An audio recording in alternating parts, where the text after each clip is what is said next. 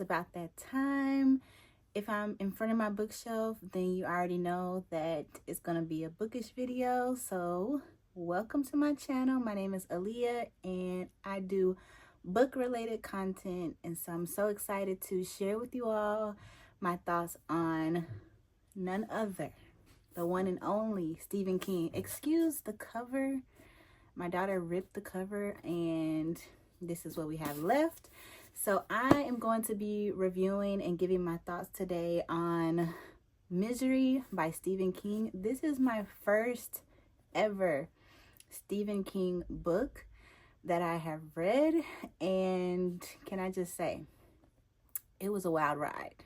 It was a wild ride because Misery, if you know anything about Misery, you've seen the movie or heard about it, you know it is a crazy, crazy story.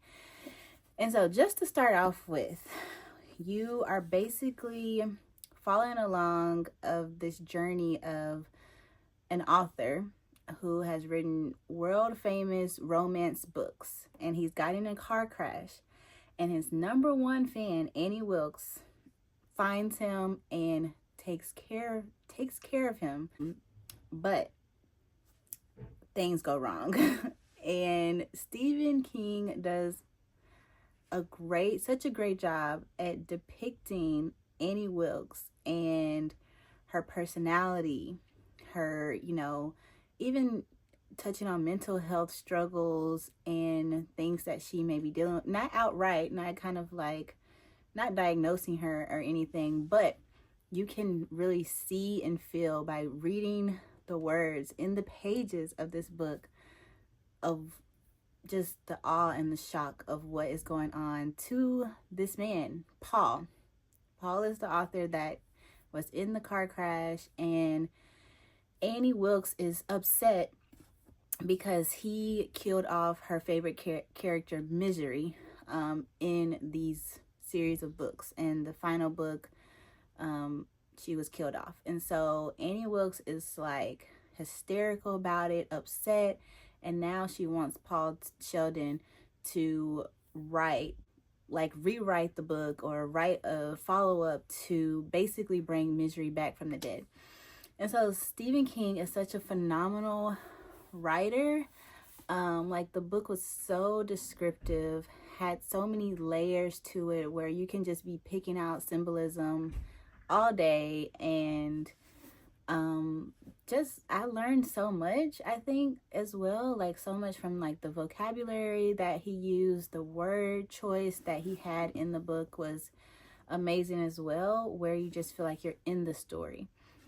There was one scene where Paul Sheldon was describing Annie Wilkes getting close to him and was describing like her breath and the smell and the odor and stuff, and it was just like you felt like, oh my gosh, this is sickening. But I think this is a great book to start with if you are just reading and starting off with Stephen King. I've heard it from several other book reviewers as well, and people that are Stephen King fanatics and love Stephen King, because it doesn't have monsters. It's not like fantasy or like It or anything like that, or Carrie, because it's just two human beings, and it gets really deep into the psyche of them, and talks about the behavior of these two human beings. So it just takes you for a wild ride, and you're kind of like on the edge of your seat the entire time, and it's very suspenseful because you just never know what Annie is going to do.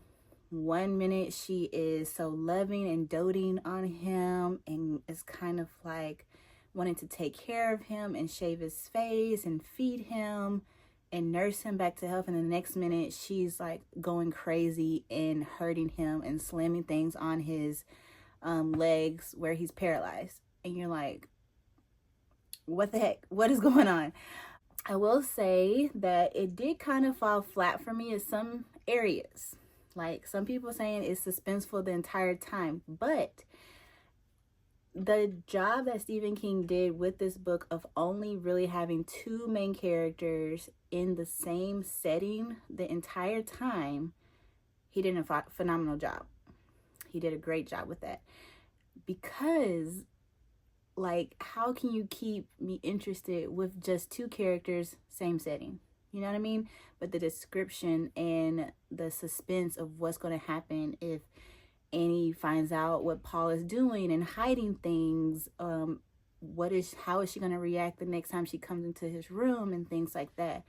So it does keep you hooked, but I do wish there was more like levels to the story of where, you know, he gets to interact with someone else, or he, like, I don't want to give too much away, but if you know what I mean, you know what I mean.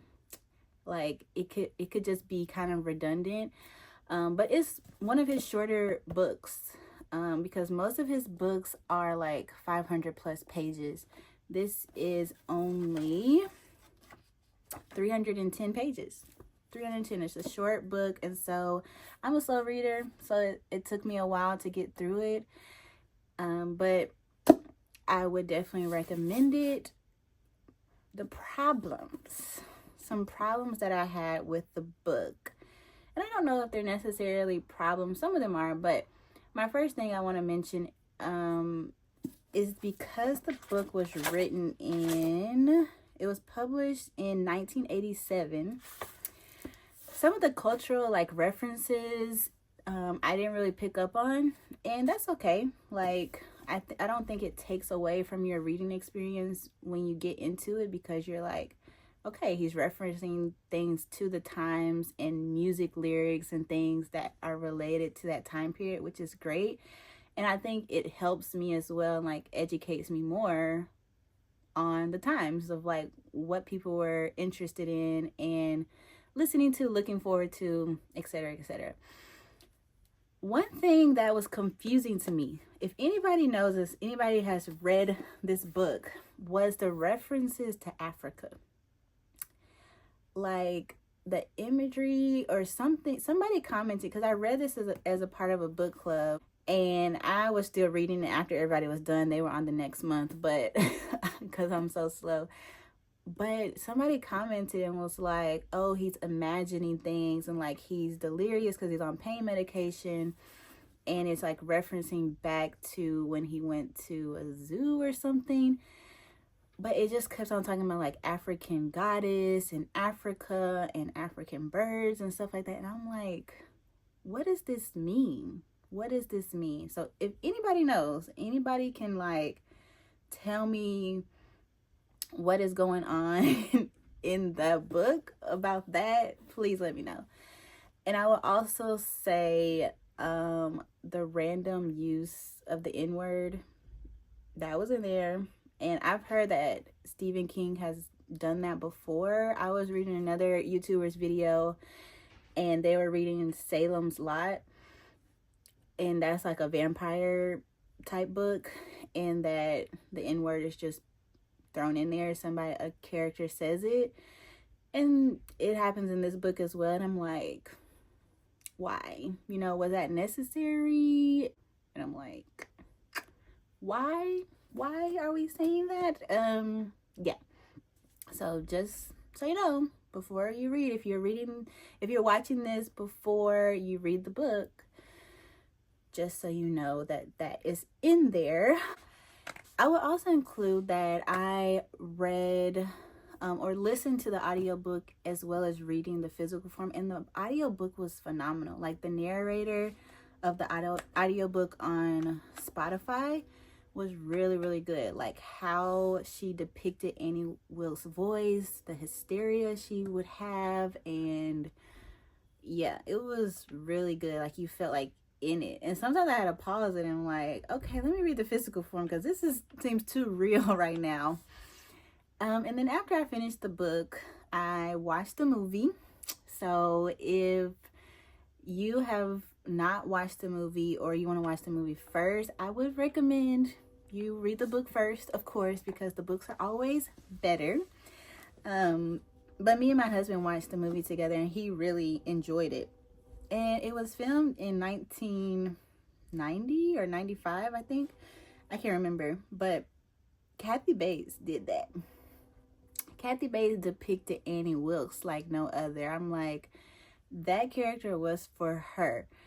And Stephen King, I think, even like said he wanted Kathy Bates to play like 2 or 3 more characters for movies based off of his novels, because she did so well at depicting Annie Wilkes from Misery.